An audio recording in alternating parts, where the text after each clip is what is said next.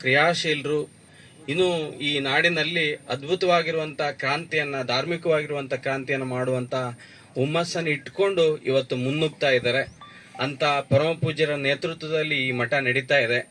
ಈ ಭೂಮಿಯಿಂದ ಅಕ್ಷರ ದಾಸೋಹ, ಅನ್ನದಾಸೋಹ, ಜ್ಞಾನ ದಾಸೋಹ ನಿರಂತರವಾಗಿ ನೆರವೇರಲಿ. ಇವತ್ತು ನಿಜವಾಗ್ಲೂ ನಮಗೆ ತುಂಬಾ ಅಭಿಮಾನ. ಇವತ್ತು ಒಬ್ಬ ಶ್ರೇಷ್ಠ ವ್ಯಕ್ತಿ ಬುದ್ಧ, ಬಸವಣ್ಣ, ಅಂಬೇಡ್ಕರ್ ಅವರ ವಿಚಾರಧಾರೆಗಳನ್ನ ಇಟ್ಕೊಂಡು ಮಾತನಾಡೋದು ಅಷ್ಟೇ ಅಲ್ಲ, ಜೀವನದಲ್ಲಿ ಅಳವಡಿಸ್ಕೊಂಡು ನಾವು ಇವತ್ತು ಗೋಕಾಕಿಗೆ ಹೋದ್ರೆ ಸಾವಿರಾರು ಜನ ಸೇರಿರ್ತಾರೆ.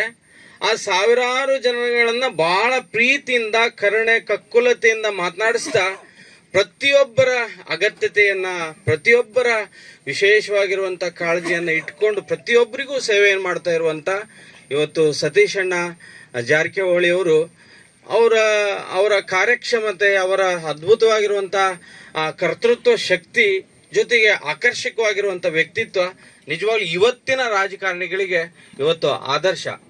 ಹಲವಾರು ಬಾರಿ ಅವರ ಶಿಷ್ಯರು ನಮ್ಮ ಮಠಕ್ಕೆ ಬಂದು ಉಳ್ಕೊಂಡಿರ್ತಾರೆ.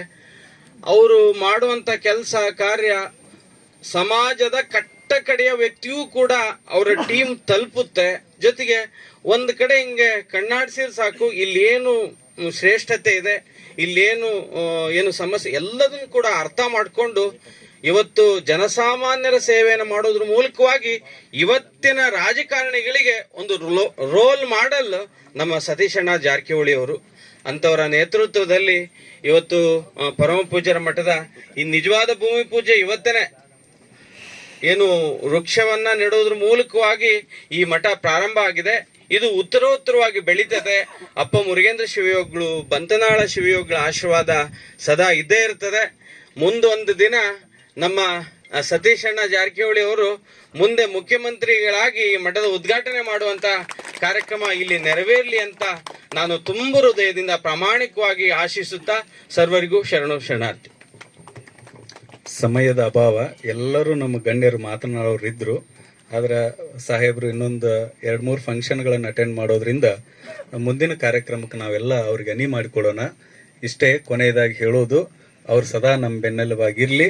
ಮುಂದಿನ ಬರುವ ದಿನಮಾನಗಳಲ್ಲಿ ಮುಖ್ಯಮಂತ್ರಿಗಳಾಗಿ ಸಿದ್ಧಲಿಂಗೇಶ್ವರ ಮಠಕ್ಕೆ ನಮ್ಮ ಸೌಕಾರ ಬರಲಿ ಅನ್ನುವಂಥ ಮಾತನ್ನು ಹೇಳ್ತಾ, ಅವ್ರ ಮುಖ್ಯಮಂತ್ರಿಗಳಾಗಿ ಬಂದ ತಕ್ಷಣನೇ ಈ ಮಠ ಅವ್ರ ಕಡೆಯಿಂದನೇ ಉದ್ಘಾಟನೆಯನ್ನು ಮಾಡಿಸ್ತೇನೆ ಅನ್ನುವಂಥ ಮಾತನ್ನ ಈ ಸಂದರ್ಭದಲ್ಲಿ ಹೇಳಿ, ನಮ್ಮಿಂದ ಈಗ ಸಾಹೇಬ್ರು ನಮ್ಮನ್ನೆಲ್ಲ ಕುರಿತು ಮಾತನಾಡ್ತಾರೆ.